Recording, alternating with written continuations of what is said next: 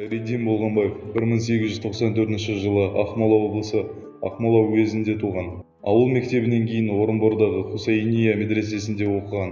Осында оқып жүріп, Қазақ газетіне мақала жаза бастаған. Ресей империясы Бірінші дүниежүзілік соғысқа араласқанда 1916 жылы қазақ солдаттарына қамқор топтың ортасында Минскте болған.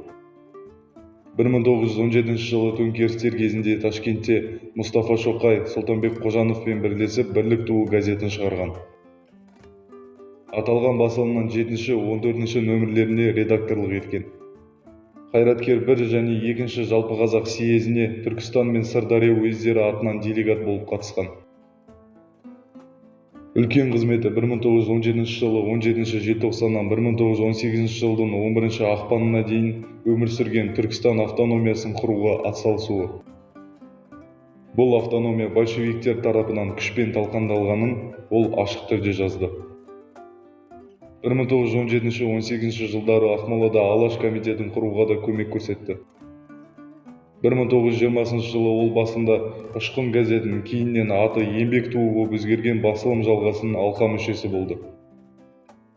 1919 жылы Түркістанда жұмысшылардың ағарту одағының мүшесі, 18-20 жылы Ташкентте оқу ісінің меңгерушісі, мұғалім, 1921-22 жылдары Түркістан орталық атқару комитетінің сайлау ісі жөніндегі мүшесі болған. Оның Гаспаралы туралы мақаласы Түркияда шыққан жинақта басылған. 1921 жылы бірнеше серігімен Алаш Орда атынан Бұқарада большевизмге қарсы қозғалыс пен келіссөздер жүргізген. Ресми мәліметтерде 1924 жылға дейін қайраткердің немен айналысқаны көрсетілмеген. Бұл уақытта ол басмашылар арасында немесе елде ашаршылықпен күрес шараларының ішінде болса керек.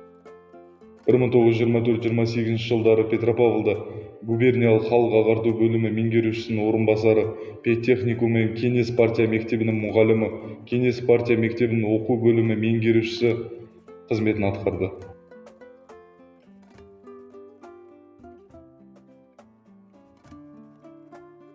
1928 жылы 17 желтоқсанда Хайреддин Болғанбаев контрреволюциялық ұйымға кірді деген айыппен тұтқындалды. 1930 жылдан Архангельск пен Сыктывкарда айдауда болып, 1934 жылы Алматыға оралды. ОГПУ Хайреддин Болғанбаевқа бас қалада тұруға рұқсат бермей, оңтүстіктегі Қапланбек зоовет техникумында ұстаздық қызмет етуге жіберді. Осында Хайреддин Болғанбаев 1937 жылы 21 сәуірде қайта ұсталып, 21 қарашада Ташкентте ату жазасына кесілген.